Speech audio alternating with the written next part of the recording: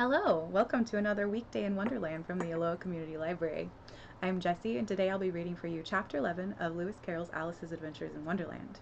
Now, since we're coming to the end of the story, I wanted to remind everyone that we'll be celebrating with a special Wonderland Tea Party live on Zoom this Saturday, September 12th at 2 o'clock.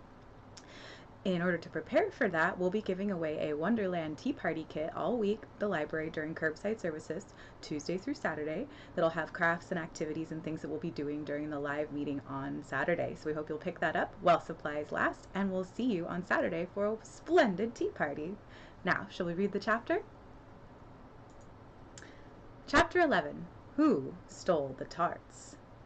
The King and Queen of Hearts were seated on their throne when they arrived, with a great crowd assembled about them, all sorts of little birds and beasts, as well as the whole pack of cards.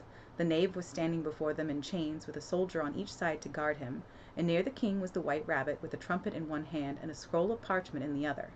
In the very middle of the court was a table, with a large dish of tarts upon it. They looked so good that it made Alice quite hungry to look at them. I wish they'd get the trial done, she thought, and hand round the refreshments. But there seemed to be no chance of this, so she began looking about her to pass away the time. Alice had never been in a court of justice before, but she had read about them in books, and she was quite pleased to find that she knew the name of nearly everything there. The judge, she said to herself, because of his great wig. The judge, by the way, was the king, and as he wore his crown over the wig, look at the frontispiece if you want to see how he did it, he did not look at all comfortable, and it was certainly not becoming. And that's the jury box, thought Alice, and those 12 creatures, she was obliged to say creatures, you see, because some of them were animals and some were birds, I suppose they are the jurors. She said this last word 2 or 3 times over to herself, being rather proud of it, for she thought, and rightly too, that very few little girls of her age knew the meaning of it at all. However, jurymen would have done just as well. The 12 jurors were all writing very busily on slates. What are they all doing? Alice whispered to the Gryphon. They can't have anything to put down yet before the trial's begun. They're putting down their names, the Gryphon whispered in reply, for fear they should forget them before the end of the trial. Stupid things, Alice began in a loud, indignant voice, but she stopped hastily, for the white rabbit cried out, Silence in the court! And the king put on his spectacles and looked anxiously round to see who was talking. Alice could see, as well as if she were looking over their shoulders, that all the jurors were writing down stupid things on their slates, and she could even make out that one of them didn't know how to spell stupid, and that he had asked his neighbor to tell him. A nice muddle their slates will be in before the trial's over, thought Alice. One of the jurors had a pencil that squeaked. This, of course, Alice could not stand, and she went round the court and got behind him, and very soon found an opportunity of taking it away. She did it so quickly that the poor little juror, it was Bill the lizard, could not make out at all what had become of it. So after hunting all about for it, he was obliged to write with one finger for the rest of the day, and this was of very little use, as it left no mark on the slate. Herald, read the accusation, said the king. On this the white rabbit blew 3 blasts on the trumpet, and then unrolled the parchment scroll, and read as follows. The Queen of Hearts, she made some tarts, all on a summer day. The Knave of Hearts, he stole those tarts, and took them quite away. Consider your verdict, the king said to the jury. Not yet, the rabbit hastily interrupted. There's a great deal to come before that. Call the first witness, said the king, and the white rabbit blew 3 blasts on the trumpet and called out, First witness! The first witness was the Hatter. He came in with a teacup in one hand and a piece of bread and butter in the other. I beg your pardon, your majesty, he began, for bringing these in, but I hadn't quite finished my tea when I was sent for. You ought to have finished, said the king. When did you begin? The Hatter looked at the March Hare, who had followed him into the court, arm in arm with the Dormouse. 14th of March, I think it was, he said. 15th, said the March Hare. 16th, said the Dormouse. Write that down, the king said to the jury, and the jury eagerly wrote down all 3 dates on their slates, and then added them up and reduced the answer to shillings and pence. Take off your hat, the king said to the Hatter. It isn't mine, said the Hatter. Stolen! The king exclaimed, turning to the jury, who instantly made a memorandum of the fact. I keep them to sell, the Hatter added as an explanation. I've none of my own. I'm a Hatter. Here the queen put on her spectacles and began staring hard at the Hatter, who turned pale and fidgeted.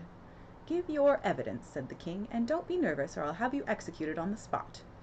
This did not seem to encourage the witness at all. He kept shifting from one foot to the other, looking uneasily at the queen, and in his confusion he bit a large piece out of his teacup instead of the bread and butter.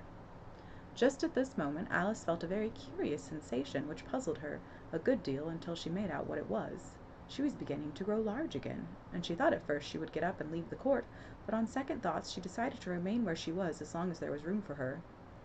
I wish you wouldn't squeeze so, said the Dormouse, who was sitting next to her. I can hardly breathe. I can't help it, said Alice very meekly. I'm growing. You no right to grow here, said the Dormouse. Don't talk nonsense, said Alice more boldly. You know you're growing too. Yes, but I grow at a reasonable pace, said the Dormouse. Not in this ridiculous fashion. And he got up very sulkily and crossed over to the other side of the court. All this time the Queen had never left off staring at the Hatter, and just as the Dormouse crossed the court, she said to one of the officers of the court, Bring me the list of the singers in the last concert, on which the wretched Hatter trembled so that he shook off both his shoes. Give your evidence, the King repeated angrily, or I'll have you executed, whether you're nervous or not. I'm a poor man, your Majesty, the Hatter began in a trembling voice, and I hadn't begun my tea, not above a week or so, and what with the bread and butter getting so thin, and the twinkling of the tea. The twinkling of what? Said the King. It began with the tea, the Hatter replied. Of course twinkling begins with a tea, said the King sharply. Do take me for a dunce.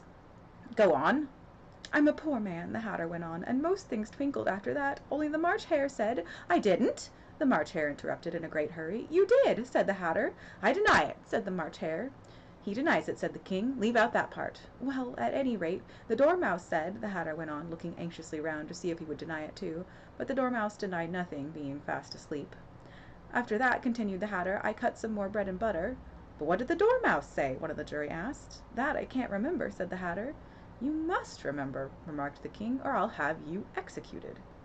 The miserable Hatter dropped his teacup and bread and butter and went down on one knee. I'm a poor man, your Majesty, he began. You're a very poor speaker, said the King. Here one of the guinea pigs cheered and was immediately suppressed by the officers of the court. As that is rather a hard word, I will just explain to you how it was done. They had a large canvas bag, which tied up at the mouth with strings. Into this they slipped the guinea pig head first and then sat upon it. I'm glad I've seen that done, thought Alice. I've so often read in the newspapers at the end of trials, there was some attempt at applause, which was immediately suppressed by the officers of the court, and I never understood what it meant till now. If that's all you know about it, you may stand down, continued the King. I can't go no lower, said the Hatter. I'm on the floor as it is. Then you may sit down, the King replied. Here the other guinea pig cheered, and was suppressed. Come, that finishes the guinea pigs, thought Alice. Now we'll get on better. I'd rather finish my tea, said the Hatter, with an anxious look at the Queen, who was reading the list of singers. You may go, said the King, and the Hatter hurriedly left the court, without even waiting to put his shoes on. And just take his head off outside, the Queen added to one of the officers, but the Hatter was out of sight before the officer could get to the door. Call the next witness, said the King. The next witness was the Duchess's cook. She carried the pepper box in her hand, and Alice guessed who it was even before she got into the court, by the way the people near the door began sneezing all at once. Give your evidence, said the King. Shan't, said the cook. The King looked anxiously at the White Rabbit, who said in a low voice, Your Majesty must cross-examine this witness. Well, if I must, I must, said the King with a melancholy air, and after folding his arms and frowning at the cook, till his eyes were nearly out of sight, he said in a deep voice, What are tarts made of? Pepper, mostly, said the cook. Treacle, said a sleepy voice behind her. Collar the Dormouse, the Queen shrieked out. Behead the Dormouse. Turn that Dormouse out of court. Suppress him. Pinch him. Off with his whiskers. For some minutes the whole court was in confusion, getting the Dormouse turned out, and by the time they had settled down again, the cook had disappeared. Never mind, said the King, with an air of great relief. Call the next witness. And he added in an undertone to the Queen, Really, my dear, you must cross-examine the next witness. It quite makes my forehead ache. Alice watched the White Rabbit as he fumbled over the list, feeling very curious to see what the next witness would be like. For they haven't got much evidence yet, she said to herself. Imagine her surprise when the White Rabbit read out loud, at the top of his shrill little voice, the name Alice.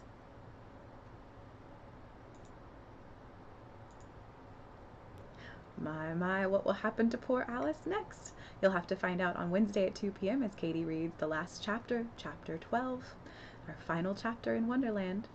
And of course, I hope to see you this Saturday for our Wonderland tea party, and certainly don't forget to make your tea. Bye, everyone.